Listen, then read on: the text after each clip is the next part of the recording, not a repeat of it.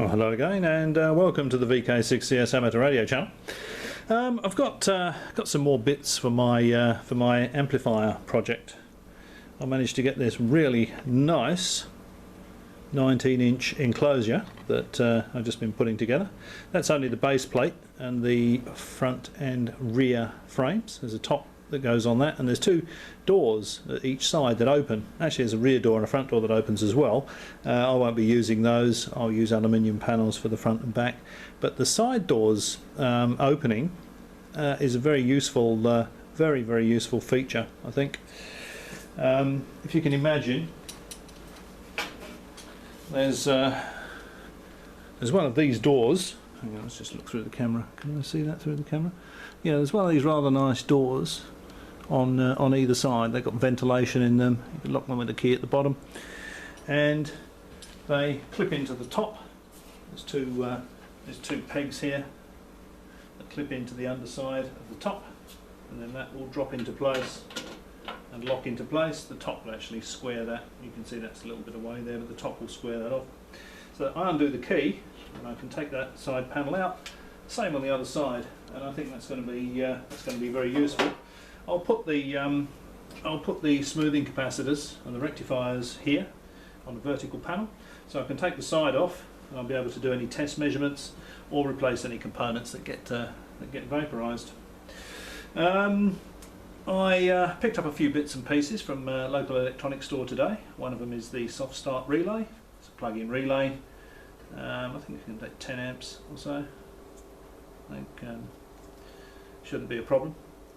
And basically what that will do is just short out a series resistor on the primary winding of this HT transformer. It's got this rather nice HT transformer. I weighed it, weighs about 25 kilos.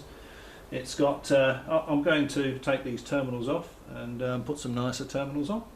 And I'll probably extend this this DIN rail that's on top here. Probably give that a bit of a spruce up and give it a coat of satin black paint just to make it look all nice and new. Get rid of that rust. Put a new bolt through there. That's a DIN rail mounting fuse holder, relay holder rather. So once I've replaced these terminals, or once I've taken these terminals off, this DIN rail here, hopefully you can see that, I'll replace that with a longer piece, and I'll have the soft start relay on there, and probably a couple of terminals on the other end as the mains input there. Actually, I might just move it up to there, and have the soft start relay resistor there as well, that this would actually short out. So it's actually taking shape. Actually having something to bolt things to is the way to get the project started. You know, it's all right having all the bits lying around, unless you've actually got something to start bolting the bits to. It's not going anywhere. So many thanks to Craig, VK6FLAM, for that enclosure. That's just absolutely perfect. Absolutely perfect size, that is. Considering the size of that HT transformer, it wouldn't want to be much shorter. The width is spot on.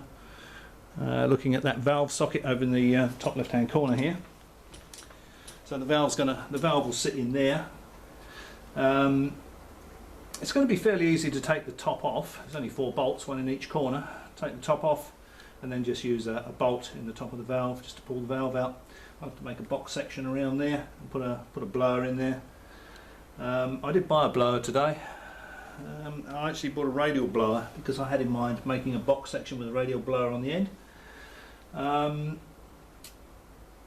not sure whether I'll go that way or whether I'll put a snail blower on the back there. I'll make my mind up about that later on.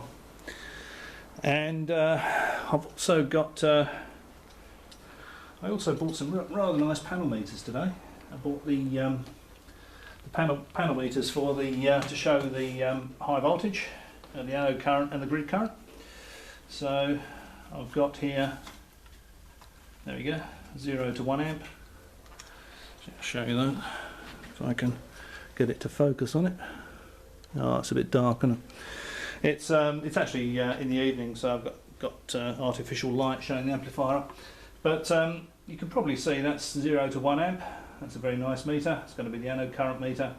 It'll be in the cathode circuit, so there's no high voltage on it. And I thought at the time that this thing would probably draw quite a lot of grid current, so I'd have another one of those to measure the grid current. Yesterday when I was thinking about it, I thought I'll get one of these. I'll get a 1 milliamp full scale deflection one of these and shunt it so it reads, 300 milliamps or something. And then I changed my mind at the last minute and I got two 1 amp meters. So I thought there's probably going to be a fair bit of grid current, but I should have stuck with the original plan, so I might ask them if they wouldn't mind changing one of those 1 amp meters for a 1 milliamp. Otherwise I'll probably just have to buy another one. And that's another amp meter there. It's another 1 amp one. So one of these will be 30 volts.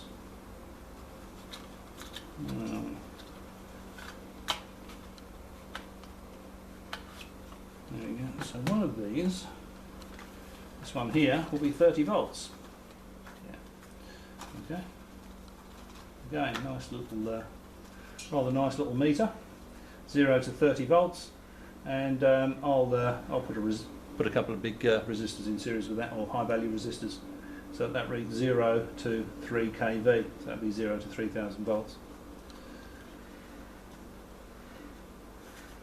So that's the metering. I've got the smoothing capacitors and the rectified diodes.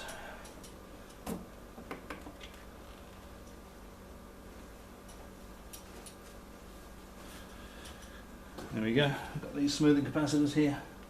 These are 1000 microfarad, 450 volt.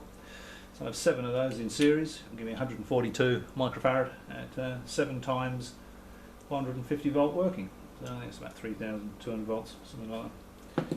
So they will be mounted on a plate. As I say, I'll mount those vertically. The plate with all these on and the rectifiers will go there. Mounted vertically, so you can just pop the side off and do any test measurements very easily. So, oh, and that's the valve socket. Tell you what, these Russians know. Oh, it's out of the light now, isn't it? These Russians know how to make stuff. That really is an extremely robust valve socket. It's a used one, but got the that's the grid connection. That's the cathode, one side of the heaters, and that's the other side of the filament, the other side of the heater. I might put some.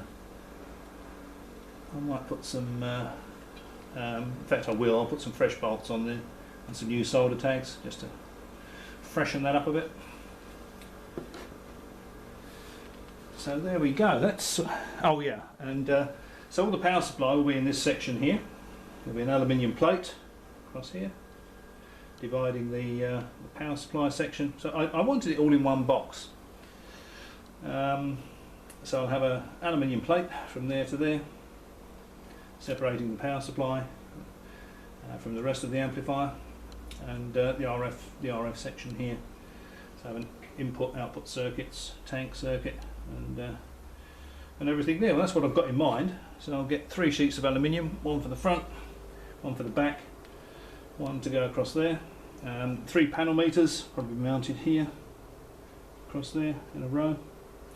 Then we'll have tune and load, band, select switch, ceramic switch just for the tappings on the tank coil, and probably a little box here with the input components in it. And remember, it's only a little L-match input circuit, so a little variable capacitor and an inductor, either with the switch or maybe even a small variable inductor in a box to go there. So there'll probably be a couple of knobs there, and then a couple of knobs there with a band switch in the middle, and that should be it. So